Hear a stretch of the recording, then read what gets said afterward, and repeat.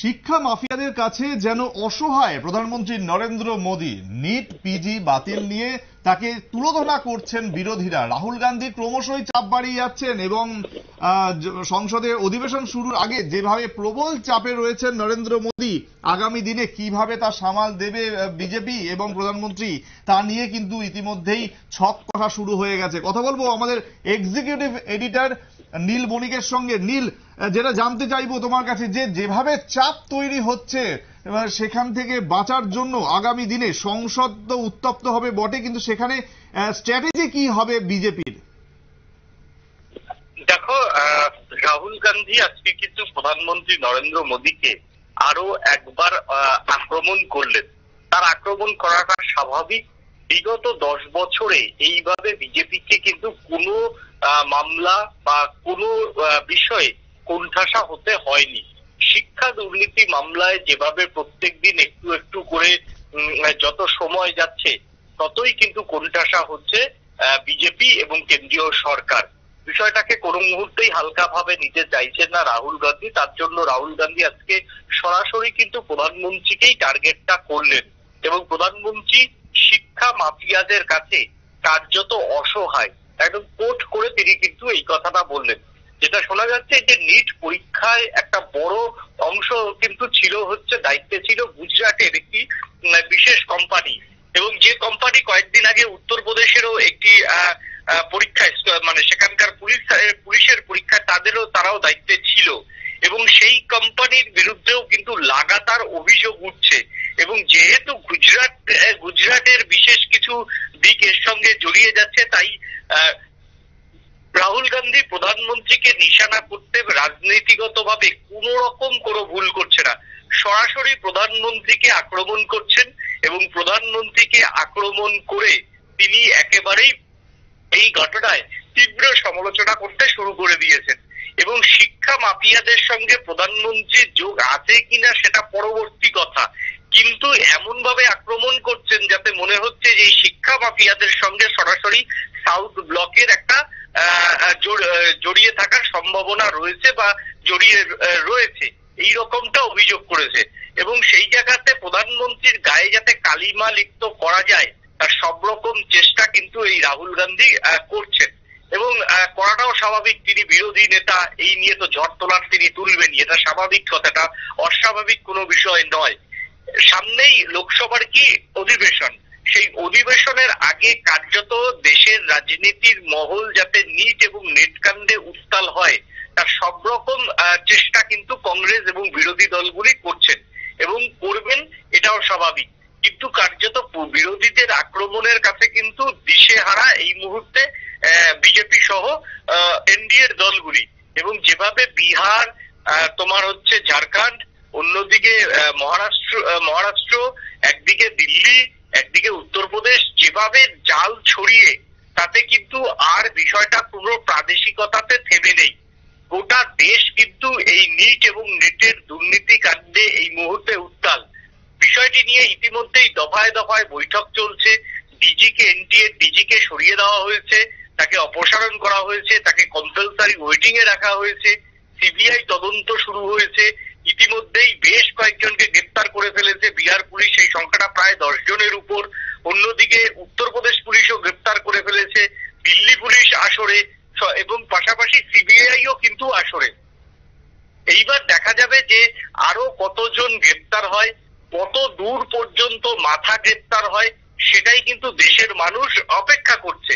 প্রধানমন্ত্রী এবং বিজেপিকে যদি এই দুর্নীতি স্ক্যাম্পের বাইরে বেরোতে হয় তাহলে কিন্তু এই তদন্তের গতি প্রকৃতি সিবিআই কে কয়েক গুণ বাড়িয়ে দিতে হবে, এবং সেই সঙ্গে বিজেপি শাসিত যে রাজ্যগুলি রয়েছে তাদের যে পুলিশের বিশেষ ক্রাইম ব্রাঞ্চ রয়েছে তাদেরও কিন্তু অ্যাক্টিভিটিস সমানাংশে বাড়াতে হবে। এবং শুধুমাত্র এই নিচের কোচিং সেন্টারের কিছু মাথাদের নয়, সর্বোপরি এই পরীক্ষার সঙ্গে যুক্ত যে সমস্ত মাথাটা রয়েছে তাদের আগামী দিন দশেকের মধ্যে যদি গ্রেপ্তার করতে পারে তাহলে কিন্তু বিজেপি কিছুটা ড্যামেজ কন্ট্রোল করতে পারবে। কারণ ভারতবর্ষে রাহুল গান্ধী যতই বলুক, তার আমলে যত দুর্নীতি হয়েছে সবাই কিন্তু এখন বেল পেয়ে তারা রাজনীতিতে ফিরে এসছে। সুরেশ কালমার্দি থেকে কানিমোজি সবাই রাজনীতিতে ফিরে এসছে এবং এই মামলার 2G 3G স্পেকট্রাম কাণ্ডের কোনো আজ পর্যন্ত সেইভাবে কোনো বিচার হয়নি। বোফোর্স মামলা তার বাবার উপরে ছিল, সেই মামলারও কিন্তু কংগ্রেসের শাসনকালেও কোনো বিচার হয়নি, কোনো অভিযুক্ত সাজা হয়নি। সেই ক্ষেত্রে বিজেপির কাছে কার্যত এই মামলা এখন চ্যালেঞ্জ। প্রধানমন্ত্রীর যে তত্ত্ব না খাউঙ্গা না খানে দুঙ্গা, এই যে তিনি খাচ্ছেন না, এইটা কিন্তু এখন তাকে নিজেকে প্রমাণ করতে হবে দেশের মানুষের কাছে। যেভাবে বিরোধীদের জায়গায় 100% ঠিক, নিট কাণ্ডে দুর্নীতি হয়েছে, বিরোধীরা এটা নিয়ে রাস্তায় থাকবে, শাসকের উপর চাপ বাড়াবে, এটা 100% ঠিক। বিরোধীদের যে গণতান্ত্রিক দায়িত্ব, সেই গণতান্ত্রিক দায়িত্ব তারা পালন করছেন। রাহুল গান্ধীর যে চাঁচাছোড়া আক্রমণ করার কথা ছিল, সেই আক্রমণ তিনি করেছেন, তিনি তার নিজের দায়িত্ব পালন করেছেন।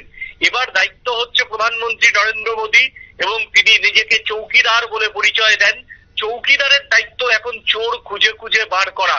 যদি এই কাণ্ডের মাথারা আগামী দিন দশকের মধ্যে গ্রেপ্তার হয়, তাহলে কিন্তু চৌকিদার তিনি মুখ বাঁচাতে পারবেন। না হলে বিজেপি বা কংগ্রেস শাসনকালের যে কোনো পার্থক্য নেই, সেটা কিন্তু আস্তে আস্তে দেশের মানুষের কাছে এক প্রকার প্রমাণ হয়ে যাবে। এবং কার্যত বিজেপি নেতারা যে এই যে বলে তাদের আমলে কোনো দুর্নীতি হয়নি, তারা দুর্নীতি মুক্ত প্রশাসন ভারতবর্ষের মানুষকে দিয়েছেন, তখন হয়তো বহুমত ছিল। এখন বহুমত না থাকাতে যেভাবে স্ক্যাম একের পর এক চলে আসছে এবং যেভাবে স্ক্যাম প্রত্যেক দিনই বিরোধী দলরা সামনে নিয়ে আসছে, তাতে কিন্তু এই মুহূর্তে নাস্তানুবুদ কেন্দ্রীয় সরকার। লোকসভার বিশেষ অধিবেশন অত্যন্ত গুরুত্বপূর্ণ, সেখানে স্পিকার নির্বাচন, ডেপুটি স্পিকার নির্বাচন, বাজেট, রেল বাজেট, কোনোটাতেই কিন্তু বিরোধীরা ছেড়ে কথা কইবে না এবার নরেন্দ্র মোদী বা চৌকিদারকে ভারতবর্ষের। সেই ক্ষেত্রে ভারতবর্ষের চৌকিদার এবং কেন্দ্রীয় স্বরাষ্ট্রমন্ত্রী, যার বিষয়টা হচ্ছে সিবিআই, যার আন্ডারে, এবার তাকে কিন্তু প্রমাণ করতে হবে এবার সিবিআই যে স্বশাসিত ভাবে কাজ করতে জানে, এবার কিন্তু চৌকিদারের যে ডেপুটি, তাকে কিন্তু প্রমাণ করতে হবে। না হলে ভারতবর্ষের রাজনীতিতে বিজেপি কিন্তু যেভাবে প্রত্যেক দিন কোণঠাসা হচ্ছে, এবং যেখানে যুব সমাজের ভোট কিন্তু বেশিরভাগই বিজেপি বিগত এবার লোকসভাও কিন্তু খুব একটা খারাপ ভোট পায়নি, সেই জায়গাতে দাঁড়িয়ে যুব সমাজ এবং ছাত্রছাত্রীদের কাছে চৌকিদারের মুখ বাঁচানো এবং চৌকিদারের ডেপুটির মুখ বাঁচানো কিন্তু সব থেকে বড় চ্যালেঞ্জ। না হলে চৌকিদারের মুখ এবং চৌকিদারের কথা আর যে কাজ এক নয়, সেটা কিন্তু দেশের মানুষের কাছে প্রমাণ হয়ে যাবে। রাহুল গান্ধী সহ অন্যান্য সমস্ত বিরোধী দলরা কিন্তু এখন অঙ্ক করছে কিভাবে নিট এবং নেট কাণ্ড নিয়ে সংসদ অচল করা যায়, এবং এটা তাদের গণতান্ত্রিক দায়িত্ব, সেই দায়িত্ব তারা পালন করবে, সেটা কিন্তু দেশের মানুষ তাদের কাছ থেকে দেখতে চায়, এ বিষয়ে কোনো অস্বীকার নেই। এখন শাসক দল কিভাবে এটাকে ফেস করবে সেটা এখন দেখার। অন্যদিকে বিহারে যেখান থেকে উৎপত্তি, সেখানে নীতিশ কুমার কিন্তু তার একটা পরিষ্কার পরিচ্ছন্ন ভাবমূর্তি রয়েছে, তার দলবদ্ধ ইমেজ থাকলেও অ্যাডমিনিস্ট্রেশন চালানোর ব্যাপারে কিন্তু তার ভাবমূর্তি রয়েছে। ইতিমধ্যেই সেখানে 10 জন গ্রেপ্তার হয়েছে। আজও কিছু কিছু জায়গায় বিহার পুলিশের তল্লাশি চলছে, এবং বিহার পুলিশ বেশ কয়েকটি রাজ্যে অপারেশন করার চিন্তা ভাবনা শুরু করেছে বলে বিহার প্রশাসন সূত্রের খবর। বিহার পুলিশের একজন শীর্ষ আধিকারিকের সঙ্গে সকালবেলা যখন কথা হচ্ছিল, এই দুর্নীতিকাণ্ডের জাল কিন্তু জড়িয়ে বাংলাও ব্যতিক্রম নয়, এবং ইতিমধ্যেই বাংলাতে বেশ কয়েকজনকে বিহার পুলিশ আইডেন্টিফাই করেছে। হয়তো আগামী 2-1 দিনের মধ্যেই গ্রেপ্তার করতে বাংলা পাড়ি দেবে বিহার পুলিশ, সে বিষয়ে কোনো সন্দেহ নেই। কিন্তু এই নিট এবং নেট কাণ্ড, যেটা হচ্ছে সর্বভারতীয় পরীক্ষা, যে পরীক্ষার আগে ছেলেমেয়েরা 14 ঘন্টা পরিশ্রম করে, যে পরীক্ষার জন্য প্রতি বছর হাজার হাজার দেশের ছেলেমেয়ে ওয়েট করে থাকে, তাদের স্বপ্ন, সেই স্বপ্নকে কিন্তু আজকে ধুলোয় যে মিশে গেছে, সে বিষয়ে অস্বীকার করার কোনো উপায় নেই। এবং কেন্দ্রীয় সরকারের শিক্ষামন্ত্রী যেভাবে প্রথম দিন এটাকে দুর্নীতি কিছু হয়নি বলে উড়িয়ে দিয়েছিলেন, গতকাল রাতে কিন্তু তিনি ঢেক তুললেন এবং তিনি তার কথা কিন্তু 100% পাল্টি গেলেন। এবং নিট এবং নেট, এই দুই কাণ্ডেই যে দুর্নীতি হয়েছে, সে বিষয়ে যে আর কোনো সন্দেহ নেই, সেটা কিন্তু ধর্মেন্দ্র প্রধানের অ্যাক্টিভিটিসই প্রমাণ করে।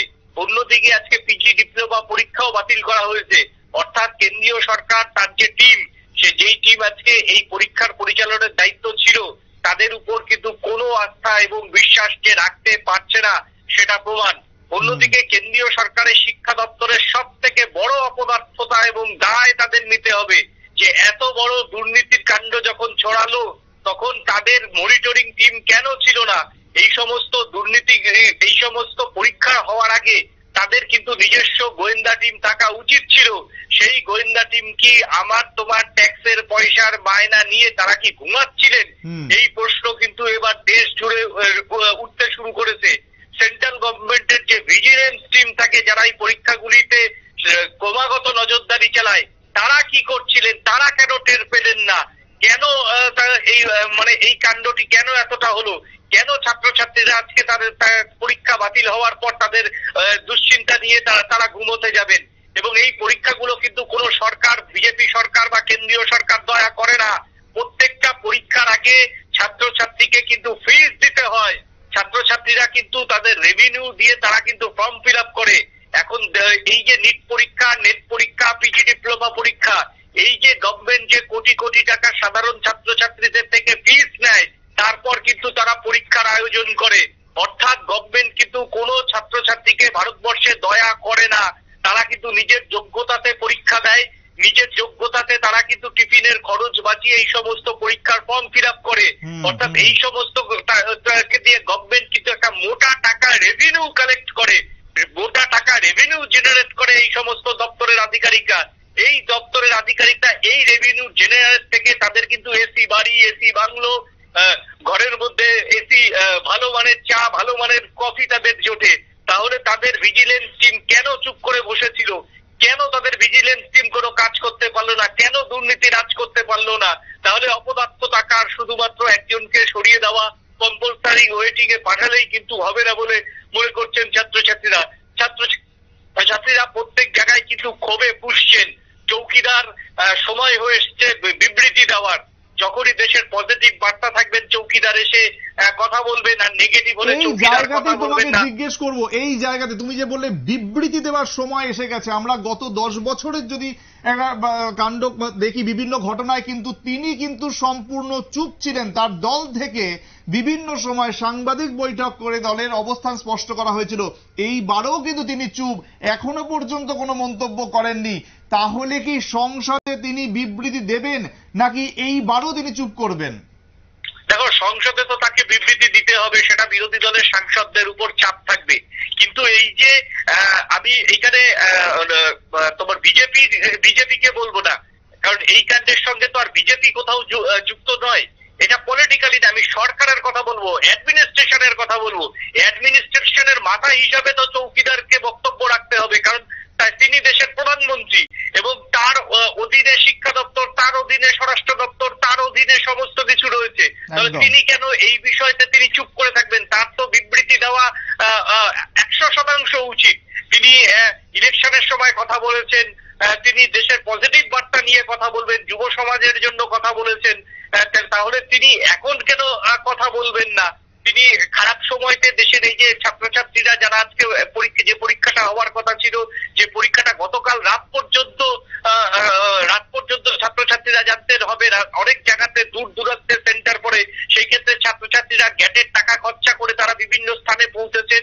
কেউ হোটেল ভাড়া করে রয়েছেন, কেউ গেস্ট হাউস ভাড়া করে রয়েছেন, এবং রাতের বেলা পরীক্ষা তড়িঘড়ি বাতিল করা হলো। আজকে সকালে কেন অ্যাডমিনিস্ট্রেশনের পক্ষ থেকে, দিল্লি সাউথ ব্লকের অ্যাডমিনিস্ট্রেশনের পক্ষ থেকে বক্তব্য দেওয়া হবে না? কেন স্বরাষ্ট্র মন্ত্রকের পক্ষ থেকে বক্তব্য দেওয়া হবে না? যে ছাত্রছাত্রীরা আজকে পৌঁছালো নিজের গ্যাটের টাকা খরচা করে, যারা বিভিন্ন দূর দূরান্ত থেকে গেল, তারা কিন্তু আজকে সকালে জানতে পেরেছেন।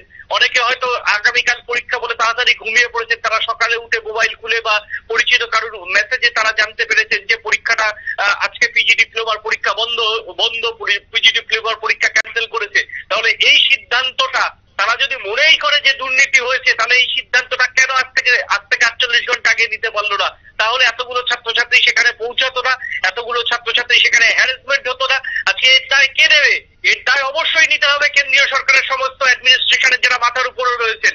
অবশ্যই নিতে হবে ধর্মেন্দ্র প্রধানকে, অবশ্যই নিতে হবে শিক্ষা সচিবকে, অবশ্যই নিতে হবে প্রধানমন্ত্রী নরেন্দ্র মোদী সহ তার যারা সহকারী এই পরীক্ষার সঙ্গে যুক্ত রয়েছে তাদেরকে নিতে হবে, এবং তাদেরকে এসে বিবৃতি দিতে হবে ছাত্রছাত্রীদের জন্য। কারণ এই আজকে আমি মনে করলাম যে কালকে আবার 1 মাস পরে পরীক্ষাটা ডিক্লিয়ার করবে, কিন্তু ছাত্রছাত্রীরা কোন বর্ষায় পরীক্ষা বসবে? তাদের মনোবলের তলানিতে কতটা ঠেকেছে যে একটা সর্বভারতীয় পরীক্ষা, যে পরীক্ষার জন্য তারা 14 ঘন্টা পরিশ্রম করে পরীক্ষা করতে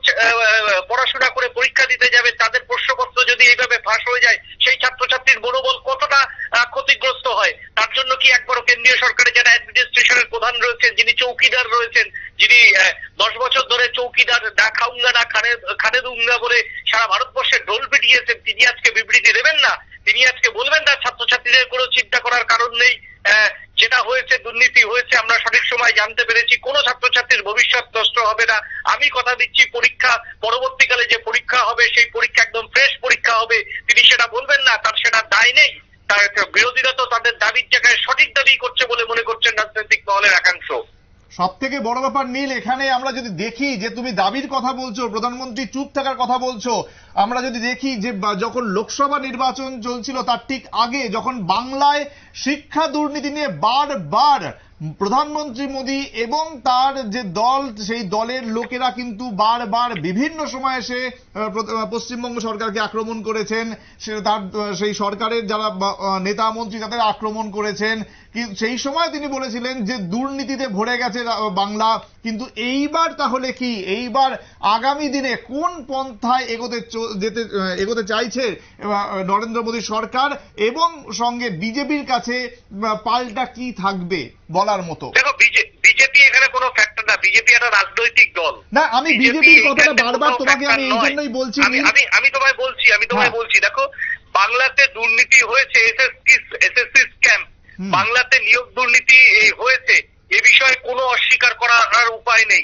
এবং বাংলার শিক্ষামন্ত্রী জেলে, বাংলার শিক্ষামন্ত্রীর বাড়ি থেকে টাকা উদ্ধার হয়েছে, এ বিষয়ে কোনো সন্দেহ নেই। এবং বাংলার তৃণমূল সরকারের একাধিক নেতা মন্ত্রীরা জড়িয়ে, এ বিষয়ে কোনো সন্দেহ নেই। প্রধানমন্ত্রী তিনি ভোটের সময় বারবার বাংলার সরকারকে নিয়োগ দুর্নীতির একাধিক কাণ্ড নিয়ে বিঁধেছেন, এ বিষয়ে কোনো সন্দেহ নেই, প্রধানমন্ত্রী ঠিক কাজ করেছেন। কিন্তু যখন তার সরকারের দিকে, দপ্তরের দিকে অভিযোগ উঠছে, তিনি এবার কেন চুপ থাকবেন? এটা তো তার অ্যাডমিনিস্ট্রেশনের সবচাইতে বড় দ্বিচারিতা। বিরোধী সরকারে হলে তিনি মুখ খুলবেন, তিনি বাজার গরম করবেন, কিন্তু নিজের সরকারের হলে তখন তিনি চুপ থাকবেন। এইটাকে বলা হয় দ্বিচারিতা, এবং এই দ্বিচারিতা কোথাও একটা এবার ভাঙার সময় এসেছে। দেখো, বিজেপি এবং অ্যাডমিনিস্ট্রেশন দুটো গুলিয়ে ফেললে হবে না।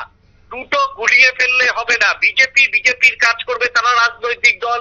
দেখো, এবিভিপিও কালকে বহু জায়গায় নিট কাণ্ড নিয়ে তারা পথে নেমেছেন, সেটা তাদের একেবারে সাংগঠনিক বিষয়। সাংগঠনিক বিষয়ের সঙ্গে অ্যাডমিনিস্ট্রেশন কখনোই মেলানো সম্ভব না। আমরা এখানে কখনোই বলছি না যে বিজেপির নেতা নরেন্দ্র মোদী বক্তব্য দিক, একবারের জন্য না। প্রধানমন্ত্রী নরেন্দ্র মোদীকে বিবৃতি দিতে হবে, শিক্ষামন্ত্রী ধর্মেন্দ্র প্রধানকে বিবৃতি দিতে হবে, শিক্ষা প্রতিমন্ত্রী সুকান্ত মজুমদারকে বিবৃতি দিতে হবে কি হয়েছিল, ছাত্রছাত্রীদের তাদের আশ্বস্ত করতে হবে, না হলে কিন্তু ইতিহাসও তাদের ক্ষমা করবে না। একদমই। অনেক ধন্যবাদ নীল তোমাকে। নীল বণিক আমাদের এক্সিকিউটিভ এডিটর আমাদের সঙ্গে এতক্ষণ টেলিফোন লাইনে ছিলেন।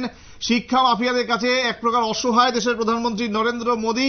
নিট পিজি বাতিল নিয়ে কেন্দ্রকে তুলোধনা রাহুল গান্ধীর, এবং আগামী দিনে সংসদ যে উত্তপ্ত হতে চলেছে সে নিয়ে কোনো সন্দেহ নেই। এখনো পর্যন্ত কিন্তু এই শিক্ষা দুর্নীতি নিয়ে কোনো রকম মন্তব্য করেননি প্রধানমন্ত্রী মোদী। সুতরাং আগামী দিনে কি ভাবে এগোতে চাইবে তার সরকার, এখনো পর্যন্ত যে পন্থা এগোচ্ছে তাতে কিন্তু বলাই যেতে পারে যে ঘরে বাইরে বেশ কিন্তু চাপে রয়েছে তার প্রধানমন্ত্রী এবং তার সরকার। আগামী দিনে তার কি বলবেন ও সংসদ বা কিভাবে চলবে তা নিয়ে কিন্তু আমাদের অবশ্যই নজর থাকবে। সময় আরো একটা ছোট্ট বিরতির, সঙ্গে থাকুন।